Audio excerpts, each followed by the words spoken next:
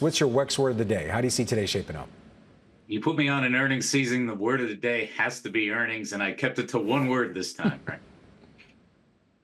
We're proud of you. We're proud of you. So what is about earnings that you're focused on right now? Is it the better than expected earnings, or is there some particular part or sector of earnings that you're focused on? So I think they're just a little bit light of what we need for these valuations. So much of a focus on interest rates. The truth is, even if we had a full 1%, 100 basis point move in interest rates either way, historically, that's about a 5% impact on valuations.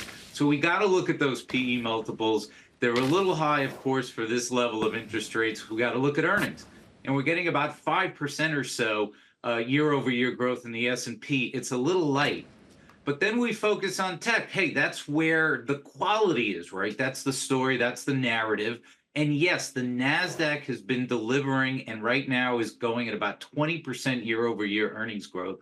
And so the answer is we must be in the clear, except rewind back to the beginning of 2000. You would have said the same thing about the tech sector.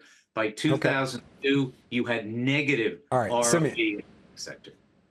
I understand the reference to the dot-com bubble, but I want to stay on the present right now. I want to go to your pick right now. It's a ticker TDV. It's a tech-focused dividend ETF. But I do want to ask you, I'm looking at the performance of this ETF this year, only up 1%. If I look at the tech sector, up double digits. Why would I invest in a dividend-focused tech ETF that's underperforming? So here's the key, Frank. We go back to this durability of earnings. We may be in not just a little bit of an inflated price period in the technology space, but also one of profitability. And we've seen news about earnings. We see the dividends. We've seen the announcement from Meta incepting dividends. The key here is that dividends and dividend increases are companies telling you that they're confident about the future.